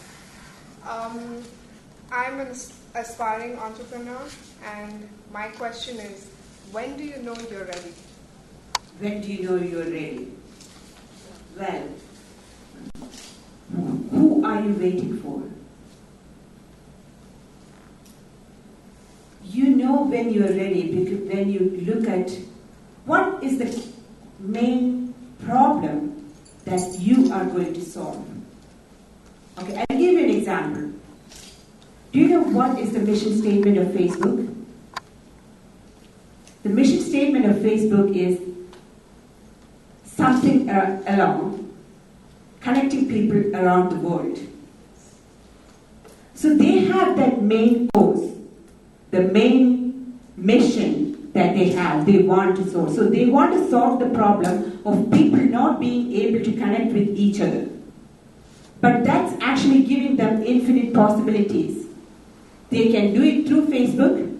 Tomorrow, if they want to create another platform, an interface between minds, for example, without any technology, any tangible technology, they can still use that tagline, that mission statement, because that is their objective. So what are your objectives? What is that big problem that you want to solve? And what are the different options to solve that? Do not constrain, you do not start with saying that, what do you want to do? Sorry, I didn't get your name. What's your name? I'm Pranati. Pranati, what do you want to do? So, I wanted to start something. I'm a designer by profession. I'm a user experience designer, and since I work with technology and I understand design, I wanted to bridge certain issues that are going on in the world, especially when it comes to arts and crafts in India. So I wanted to sort of uplift that community with the help of technology and design thinking, and have an organization where both sides can be honored. Okay.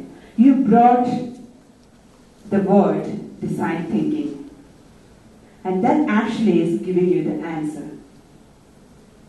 Okay. Because you know that this is something people have already tried. This is an area, but you have, there is Google. Google came when Yahoo was doing really great. But now look at where Google is and where Yahoo is. You are trying on something that other people probably have already solved, or many other people have already solved. But you have to find a way you are really going to help them. What is the one thing that is special about you? And what are the different ways that you can solve it? So my advice to you is, do not limit yourself in your thinking. You try coming up with different options on how you can solve that, and from there you choose. And in order for you to choose and start doing, number one is you have to develop that habit of taking action. And number two is you need to have collaborators. I do not mean you need to have partners. You need to have collaborators to throw ideas. And who are your collaborators? Your collaborators do not need to be someone who want to do the same thing. If you want to make the next Facebook, you do not need to collaborate with someone who wants to make the next Facebook or Twitter.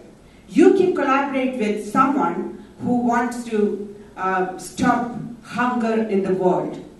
But what you need to look at is the mindset.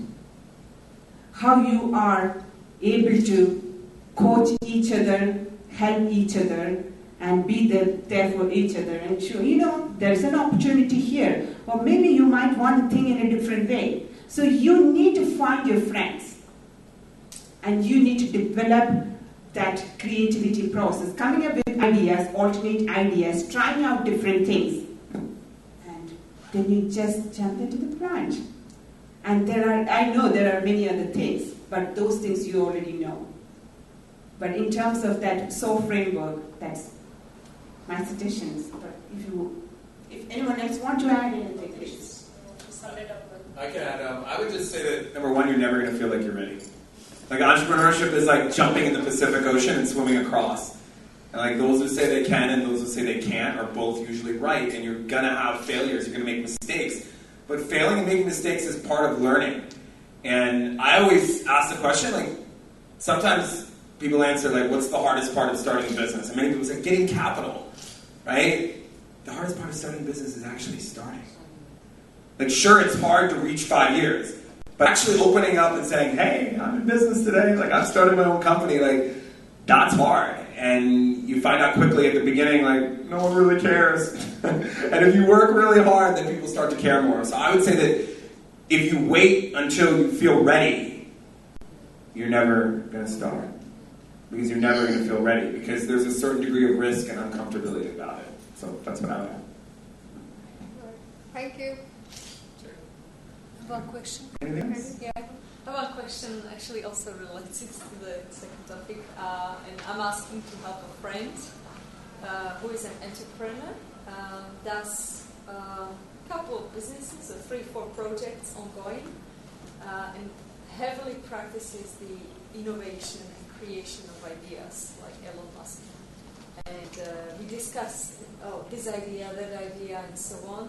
But then what happens sometimes you get defocused on what you're really working on, and everyone has some limited time and limited focus that can take. So when I'm providing feedback to the ideas, I try to encourage, but at the same time I say, well, make sure you focus on what you really want to do.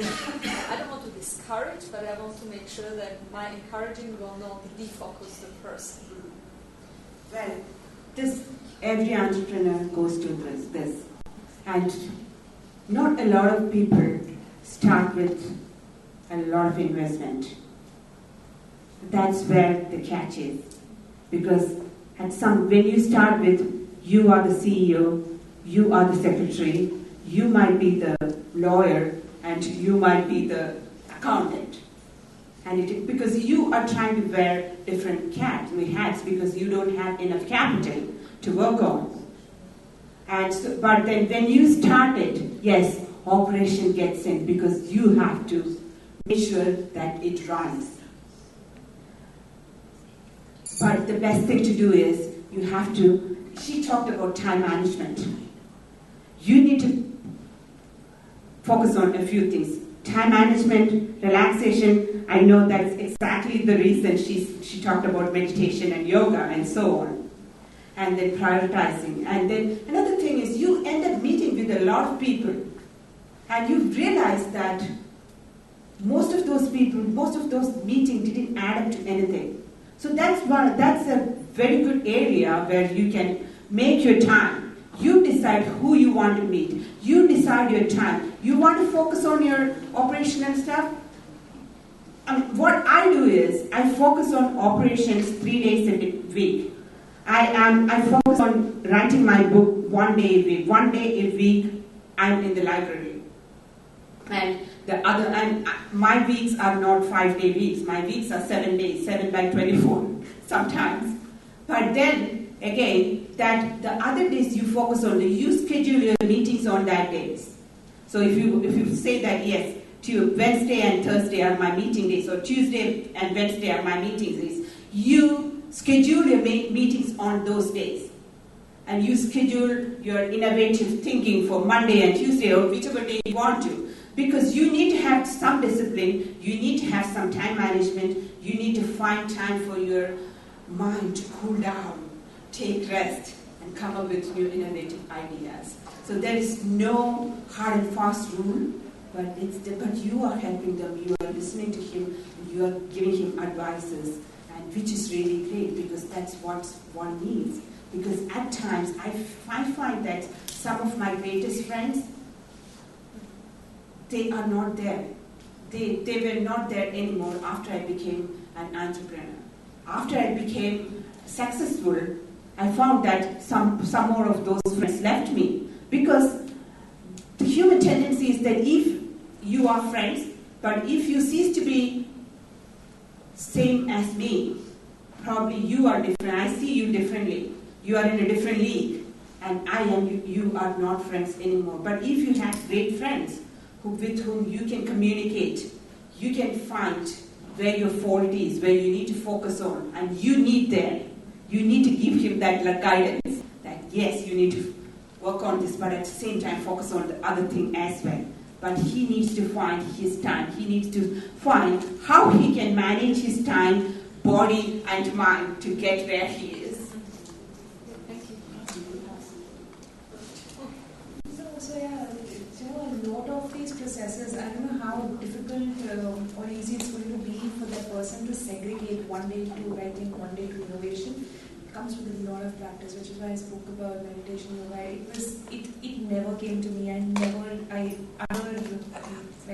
never gave importance to all of these things until and unless I knew that there's no other way, and I had to compartmentalize, segregate, put some routine into all the chaos. So yeah. I would just mention that on the Notion, it's called like the mastermind. You need to surround yourself with really good people. So you're a great friend because you're here trying to find answers for your friend.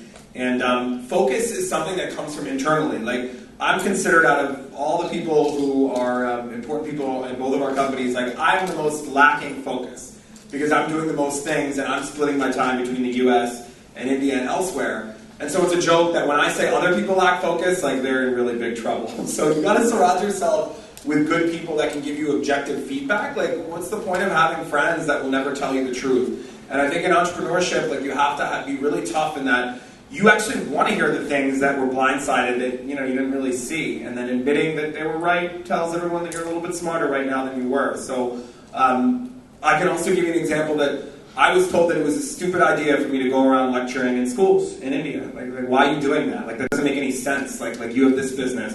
Or why do you have a technology company? You lack focus. Like you have a finance background. You're ruining that profile.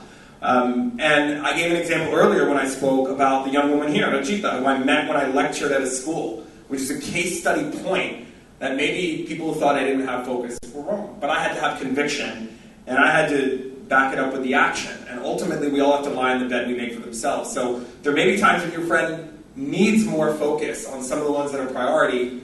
There may also be times that, maybe he's doing the right thing and nobody can see it, and there's no right answer to that. But I do think that maybe erring on the side of caution as a friend and saying, hey, you can't do all 5 of those things right now and be successful at them all at once. Kind of like the notion in Sheryl Sandberg's book, like you can't have it all at once. You can have it all, but but maybe not all at once. Actually, at one point I told him, you know what, this week, because he was overwhelmed, oh my God, what can I do? And I'm like, so what is for you the must-have, the most important thing from all of this? And he said this. And that was actually not on the list of things to do. So just forget everything and do this, and then go back to whatever you want to play with. Yes, and Stephen Covey has this time management, this quadrant. I don't know whether you have seen that, but it's important, not important, urgent, not urgent. And we always say that you always focus on important, not urgent. The more you do that, your important and urgent stuff gets done because you're way ahead of what you need to do.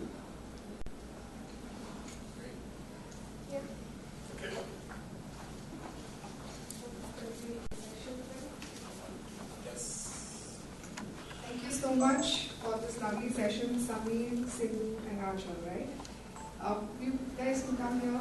We will take pictures. Okay. Why don't you take my off? That's bring up. I don't want my content. I'm just trying to take that off. That's all our neighbors all notice. Just press B. B, letter B. Yeah, just want to have me in the background. Yeah. Just speakers? Oh, yeah, sure. Oh, you were trying to get the names. Low. I just didn't want my name as the only one up there. Like, because my contact information was closed. I didn't want the photograph of mine. I see. Grouping ले लो. Yes, sorry. Could you please could you have a picture with us? Please, ladies, let's get a group photo. Yeah, come. Try not to go Group on a mess. picture. Yeah, one picture. खाना तो बंद हो गया होगा. बंद हो गया So होगा. wait, so we look here first. ऊपर खाएंगे.